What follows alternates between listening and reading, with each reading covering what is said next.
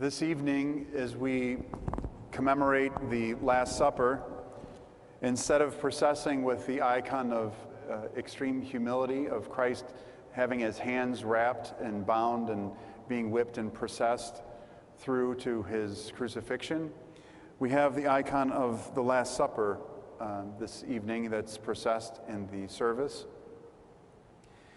And I wanted to give you just a correlation between this Last Supper that happened a little over 2,000 years ago to what we are dealing with right now in our lives. We don't, how do I say this? We don't realize what we have sometimes until we can't have it. And I know that for so many of you, I talk with so many of you during the day, through emails, through phone calls, through text messages. And the one thing that resounds is your desire to be in the embrace of God, in the presence of God, and to be with him at his table, which is through Holy Communion and by being inside the church. Now, we all know that there's so many things that are closed down in this day and age that we have, from stores to churches to so many different places that we would go and take for granted. And this time really makes us reevaluate what is critical in our lives and what is fluff. And we see that 2,000 years ago, when the disciples came to Christ, they were not quite sure what they had until it was gone. They're sitting at the table with Christ, and he says, "No longer am I going to eat until I eat in the kingdom." And then he says, "My betrayer is at hand." And we see that Judas is right here. He's reaching for the dish, for his portion of food, because he didn't want to miss anything.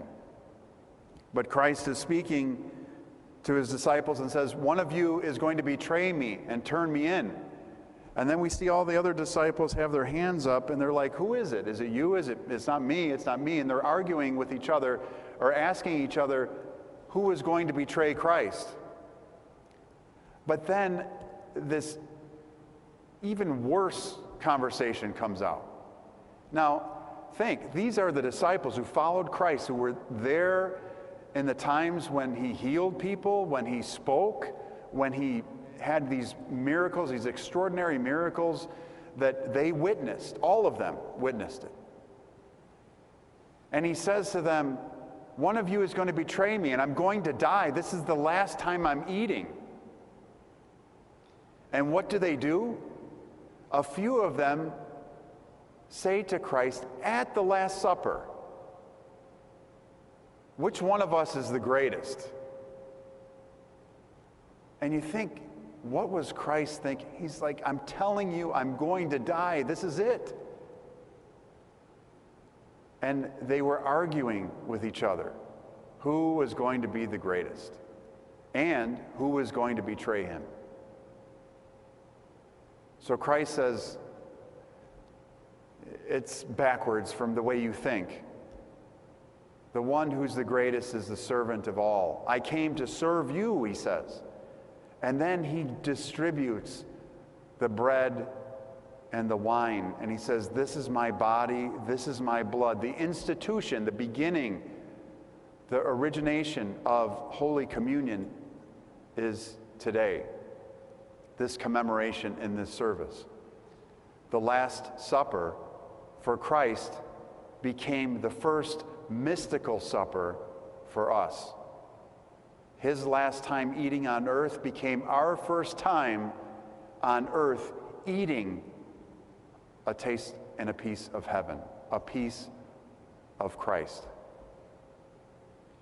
But what they realized later is what we realize now. The greatness of this moment, the greatness of the gift of Christ offering himself to his disciples, and the greatness of the gift of the church offering itself to all of us. the offering of the sacraments, the offering of the ability to pray, to come and to worship God. This is an extraordinary icon and an extraordinary event that I know many of you have this icon in your homes, in your living rooms or your dining rooms. Somewhere in your home, a lot of people have this particular icon. Maybe not this rendition, but the Last Supper. I wanted to let you know that they say hindsight is 20/20. And I think we see that on the news, we hear that, we read that everywhere now, that looking back, yeah, you can make a lot of different decisions looking backwards. And we see that the disciples also looked backwards at this event, and they saw it differently. But one of the things I wanted to bring to your attention in the icon, which is, it's almost 100% accurate. But you see that in the icons, we see the two eyes of Christ, of St. John, who's leaning on Christ here. That's his, St. John loved Christ so much, he was always the one leaning on him at the Last Supper. When he heard the news, he understood. He was devastated by the news. And then St. Peter, we see St. James, John, Peter, James, and John are usually together. But Judas is always reaching.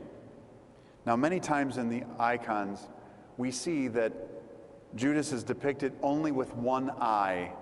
It's the side shot, only one eye. The inability to see clearly the gift that is in front of him. Now, some of the disciples on the bottom are also shown with one eye, which may mean something else in the intent of the iconographer. But the best rendition of a Last Supper has everyone with two eyes except for Judas.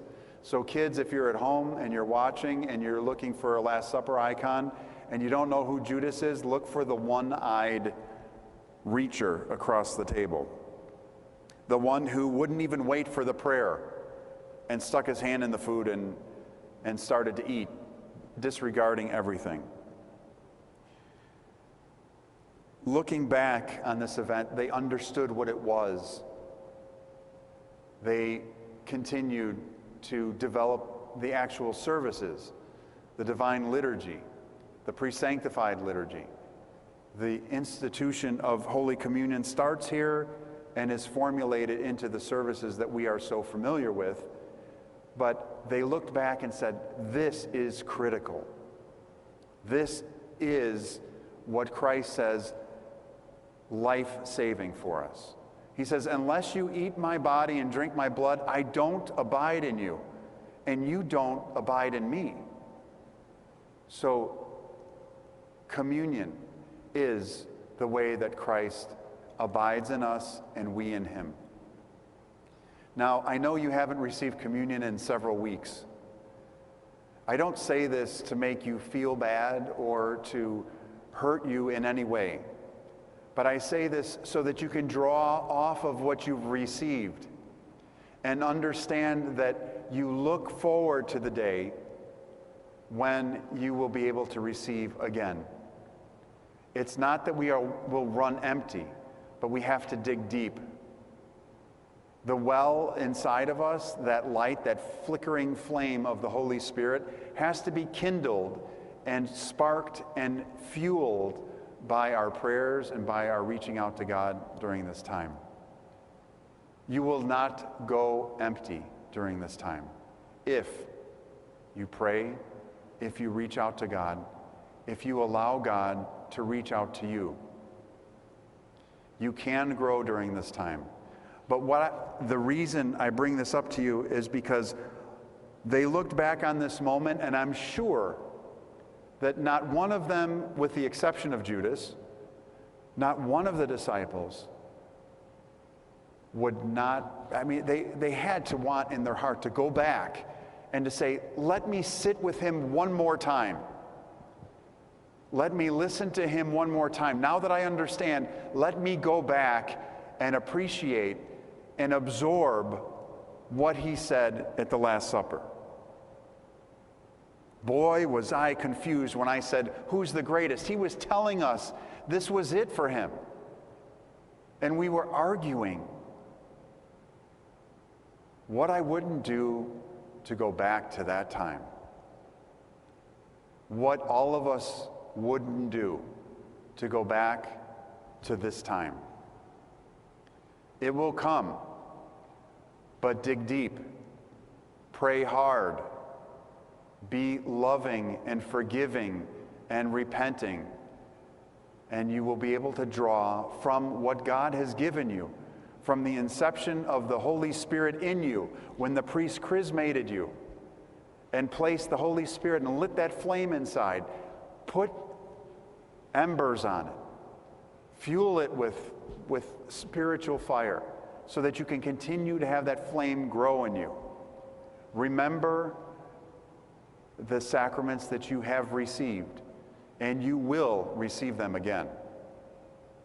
Be patient, be prayerful, be careful, and be loving to one another.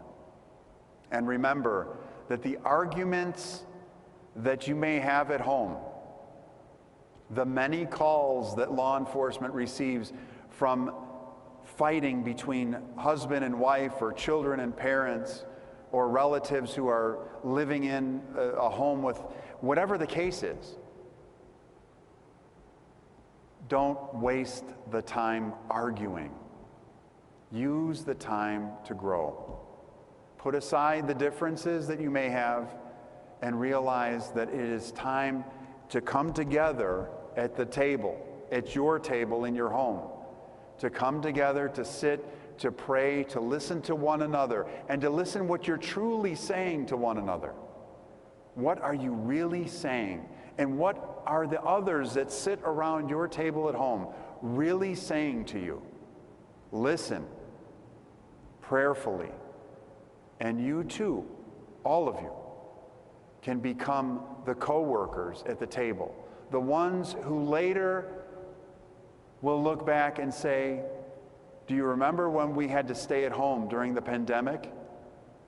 What a time we used to grow. How wonderful was that time that we used to grow. Now I know it's difficult. I know that some of you are sick. I know that some of you are facing financial hardships. But it can still be a time for us to grow.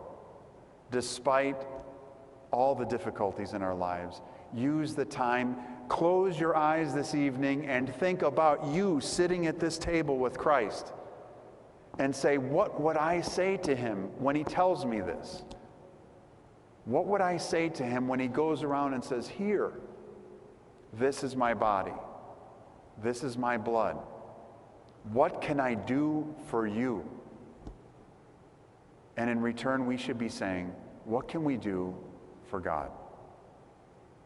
We have the answers to those questions, but we have to think and contemplate them and put ourselves in the presence of Christ in our prayers, in our thoughts, in our minds, so that the many dreams that people are reporting that they're having, the vivid, weird dreams because of an abundance of sleep or sleeping in different times that the body is not used to, that we can close our minds down to those things and open our minds up to contemplating the spiritual, contemplating our relationship with Christ. May this evening, the Last Supper, be a time for you to rethink how you address your suppers, how you address each other, and looking back in thanksgiving to what we have been given, and looking forward in the future with longing to be able to all sit together again one day at the table of the Lord and receive the body and blood of Christ. Amen.